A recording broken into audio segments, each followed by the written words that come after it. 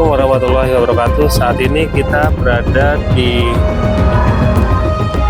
makam Sunan Amangkurat I, dan di samping kiri kita ini ada Mas Irham sebagai juru kunci tempat ini, dan akan sedikit bercerita tentang sejarah Sunan Amangkurat I. Kalau boleh tahu, Sunan Amangkurat I itu putra dari Sultan Agung yang keberapa, Mas? Putra dari Sultan Agung, beliau yang pertama, dengan nama kecilnya itu Raden Mas Sayyidin. Adapun beliau mempunyai adik, ya, yaitu Pangeran Alit dari Kanjeng Ratu Kulon. Beliau Amangkurat Agung ini yang ditunjuk oleh Sultan Agung menjadi putra mahkota berdasarkan wahyu keprabdon. Beliau bergelar Susuhunan Amangkurat Agung dari tahun 1646 hingga beliau wafat 1677. Untuk wafatnya sendiri ini di Tegal apa di Banyumas, Mas? Tercatat beliau meninggal di daerah Lesmana, Jurangmangu di Aji Barang, Banyumas. Dalam posisi pelariannya meninggalkan Keraton Pleret, ya, beliau mau menyambangi ke makam gurunya Ki Lembah Mana yang ada di Tegal Arum. Karena menurut catatan, setelah meninggalkan Keraton Pleret, beliau menyempatkan diri untuk berziarah ke makam Sultan Agung bapaknya yang ada di Imogiri. Kemudian melanjutkan melalui jalur selatan, ya, hingga melewati daerah Banyumas, di mana di daerah Banyumas, di daerah Jurangmangu atau Lesmana Cibarang, beliau sakit dan beliau sempat menitipkan pesan kepada putranya, yaitu Raden Mas Rahmat atau yang bergelar Amangkurat II. Beliau meminta untuk dimakamkan di tanah yang berbau harum, ya, di daerah Tegal, di samping makam gurunya, yaitu Ki Lembah Mana. Ya, dicarikanlah tempat tersebut, kemudian beliau dibawa ke sini dengan ditandu dengan perjalanan selama 3 hari. Kemudian sampailah di sini, beliau dimakamkan di Tegal Arum. Makanya dinamakan makam Tegal Arum. Karena konon beliau meyakini di sini adalah tanah yang berbau harum. Dan memang di sini diberi nama Desa Pesarean. Karena sebelum beliau dimakamkan di sini sudah ada makam-makam para leluhurnya dulu, yaitu Ki Lembah Mana gurunya atau Tumenggung Danupaya, begitu.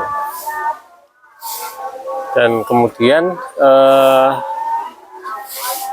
beliau di sini setelah dimakamkan itu berarti keluarganya juga dimakamkan di sini juga, Mas? Karena Keraton Pleret dulu itu sudah hancur, ya, dalam arti boyongan. Jadi berikut istri dan anaknya juga ikut diboyong sampai ke sini. Ya, makanya yang masih setia ikut mendampingi beliau ikut dimakamkan di sini masa hidupnya. Kemudian konon di sini juga menjadi keraton sementara oleh putranya Amangkurat II, ya, sebelum menduduki daerah Kartasuro. Jadi memang dilakukan boyongan waktu itu. Ada salah satu peninggalan semacam pusaka yang ada di daerah Kalisalak ya di Banyumas. Ya, kemudian ditinggal di sana, dirawat di rumah di sana. Nah, itu sebagai bukti bahwa ketika Keraton Pleret diserang oleh Trunojoyo, beliau melakukan boyong. Dalam arti memang istri dan anaknya ikut dibawa. Ya, kemudian ada kemungkinan juga ketika Keraton Pleret sudah hancur porak-poranda, beliau mendirikan keraton sementara yang ada di Tegal. Begitu. Berarti ini memang dulunya sempat jadi keraton sini ya. Ya, Kita bisa lihat teman-teman ya, di sana itu temboknya tinggi teman-teman. Jadi memang kayak mirip-mirip tembok keraton ya. Sampai ke sini dan kita nanti ke bawah ya Mas ya. ya, Mau apa namanya? Ingin lihat pengikut-pengikut beliau dan permaisuri apa ya? ya, permaisuri. Permaisurinya di sebelah mana Mas permaisuri? Ya, ada di sebelah barat dari makam yang Mangkurat Agung. Bisa saya tunjukkan di sini. Kita lihat permaisurinya teman-teman.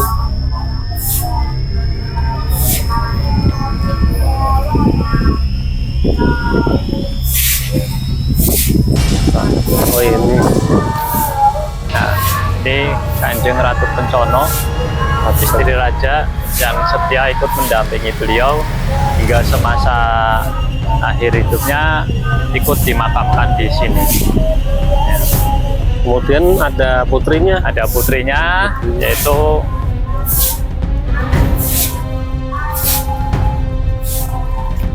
Ada putrinya juga teman-teman di sini. Nah ini putrinya, salah satu putrinya yang bernama Bendoro Raden Ayu Klenting Kuning, di mana dulu beliau bergelar Bendoro Raden Ayu Yudonegoro ya, karena menikah dengan Adipati Yudonegoro I ya, dan beliau dimakamkan di sini ya. Beliau dulu sempat dibawa oleh Trunojoyo ya, kemudian diselamatkan oleh Amangkurat II ya, kemudian beliau ini dinikahkan dengan Adipati Yudonegoro I. Dan makam yang di sebelahnya ini adalah makam Adipati Manduro Negoro Tigo. Manduro Negoro Tigo. Negoro. Ya, salah satu putra dari Adipati Manduro Rejo. Oh. Ya, yang dulu ikut berperang ke Batavia eranya Sultan Agung. Nah, beliau dimakamkan di Tegal Arum. Itulah di area komplek ini yang inti Ya. di Perundang ini dimakamkan salah satu keluarga beliau, jadi istri dan putra putrinya. Ya, kalau yang ada di bawah itu beliau Adipati Reksonegoro. Reksonegoro salah satu Bupati Tegal. Ya, mungkin bisa sana. Iya, monggo Mas. Kita ke bawah teman-teman ya, ke makam Adipati Tegal. Ada 7 Mas ya? Ya, Oh iya. Assalamualaikum. Oh ini Mas. Nah, ini makam Adipati Reksonegoro. Ya, mulai dari Reksonegoro 6. Ini Reksonegoro 6 Paling ujung. paling ujung ya, tertulis di sini ya.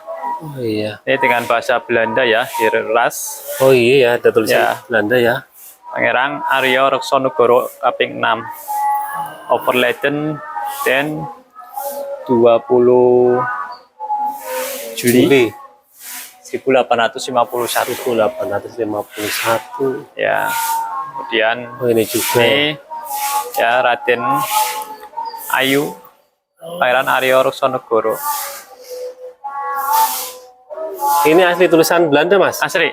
Oh. Ya, itu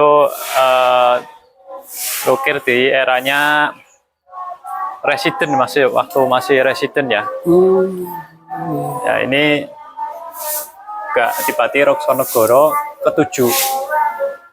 Ya, tadi itu adalah istrinya.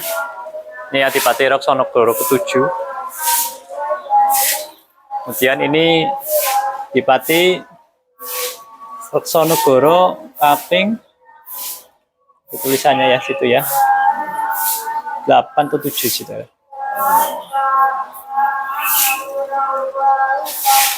8 Mas. 8 ya. 8. Terus ini istrinya Adipati Roksonegoro 7. Raden Ayu Adipati Roksonegoro 5. Ya, sama sana juga masih Adipati Roksonegoro.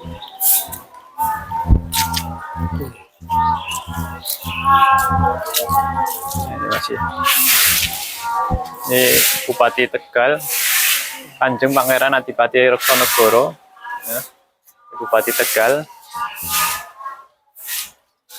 Ini juga masih, ya, nah, istrinya. Dan ini Adipati Roksonegoro kaping 10. Ya, yang menikah dengan Raden Ajeng Kardina. Yang sebelah barat itu Raden Ajeng Kardina. Berikut ini suaminya Raden Mas Suyitno. Ya, Raden Mas Suyitno. Ini ya Mas. Ini. Ya, beliau adik kandung dari Raden Ajeng Kartini. Ya, beliau juga pendiri Rumah Sakit Umum Kardina yang ada di Tegal. Ya, jasa-jasa beliau meneruskan dari kakaknya Raden Ajeng Kartini, di mana beliau memperjuangkan di bidang pendidikan dan kesehatan bagi untuk masyarakat yang kurang mampu. Makanya beliau mendirikan Rumah Sakit Kardina yang ada di Tegal. Nah, beliau sempat meminta kepada suaminya, karena beliau jadi Bupati Tegal, Adipati Tegal, untuk didirikan balai pengobatan gratis untuk masyarakat Tegal. Gitu. Jadi beliau semasa hidupnya ikut dimakamkan di sini beserta suaminya. Kalau yang ini Mas? Ini adalah makam Raden Sunaryo. Raden Mas Sunaryo adalah putra dari beliau. Oh, putranya. Ya.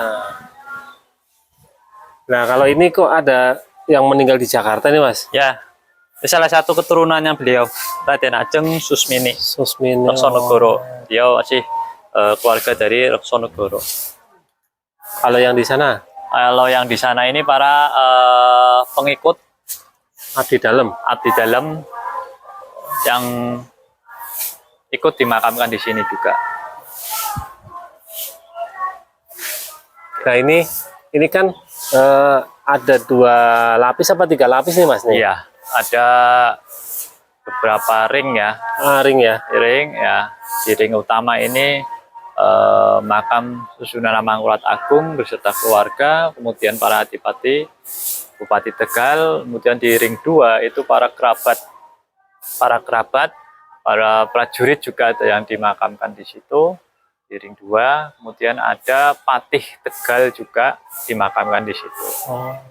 Ya, terus pura kerabat itu yang dalam arti masih ada terah hubungan silsilahnya. Kemudian di era tahun 1900-an itu dimakamkan di sini. Jadi sebelum ditentukan situs purbakala dulu masih diperbolehkan. Tapi karena sudah dijadikan situs purbakala tidak boleh penambahan lagi ataupun pengurangan. Jadi tidak boleh ditambah lagi. Yang adanya undang-undang situs purbakala nomor 11. Baik Mas, terima kasih banyak atas informasinya. Teman-teman, semoga liputan ini bermanfaat dan menambah pengetahuan teman-teman. Sampai jumpa di lain waktu di tempat yang berbeda. Wassalamualaikum warahmatullahi wabarakatuh.